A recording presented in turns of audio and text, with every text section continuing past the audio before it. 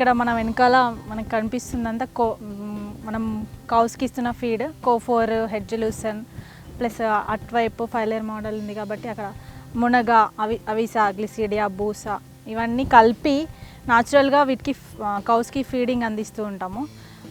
మనకి water issues కూడా ఎక్కువ ఉన్నాయి కాబట్టి యాక్చువల్గా వీటిని డెవలప్ అంటే ఇవి గ్రో కావడానికి కూడా మనం న్యాచురల్గా మ్యాటర్ ఇస్తుంటాం. ఏంటంటే వీటి ద్వారానే కౌస్ ద్వారా వచ్చిన పేడ మూత్రము వాటినన్నింటినీ మన షెడ్లో ఒక సంప్ ఉంటుంది, అందులోకి పంపించేసి అందులో వాటర్ ద్వారా మిక్స్ చేసి రెయిన్ గన్తో అంటే దాంట్లోకి రెయిన్ గన్ పంపించేసి దాంతో అలా స్ప్రింకిల్ చేపిస్తుంటాం అనమాట. అలా పడడం వల్ల ఏంటంటే మనకి వాటర్ కూడా ఎక్కువగా అవసరం ఉండదు. సో ఫ్రీ ఫ్లో ఇస్తే ఏంటంటే వాటర్ ఎక్కువ అవసరం ఉంటుంది కాబట్టి రెయిన్ గన్ ద్వారా ఇస్తే వాటర్ అనేది ఈవెన్గా అన్ని వైపులా స్ప్రెడ్ అయ్యి సో ఎక్కువ విస్తీర్ణంలో తక్కువ వాటర్తో మంచి గ్రో వచ్చేట్టుగా చూస్తుంది.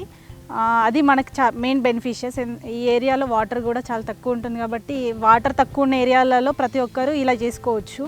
ఇంకోటి ఏంటంటే దాంట్లో పేడ మూత్రము మిక్స్ కావడం వల్ల కూడా గడ్డికి ఎలాంటి ఆర్టిఫిషియల్ అంటే యూరియా లాంటివి వేయకుండా న్యాచురల్గానే ఈజీగా గ్రో అవుతుంది. ప్లస్ మనం కౌస్కి దీన్ని ఫీడ్గా ఇచ్చినప్పుడు అది కౌస్కి హెల్దీ ఒకటి, మిల్క్ కూడా అవి తినడం వల్ల మంచి మిల్కింగ్ ఇంప్రూవ్మెంట్ అయ్యి ఆ మిల్క్ తాగడం వల్ల ఆర్గానిక్ ఫీడింగ్ కాబట్టి ఆ మిల్క్లో ఇంకా ఔషధ విలువలు కానీ పోషక విలువలు కానీ ఎక్కువ ఉంటాయి. సో ఈ జాగ్రత్తలు తప్పకుండా తీసుకుంటాము. ఎవ్రీడే వాటి డైట్ కూడా ప్రతిదీ న్యాచురల్ అయ్యేట్టుగా మనం చూసుకుంటూ ఉంటాము.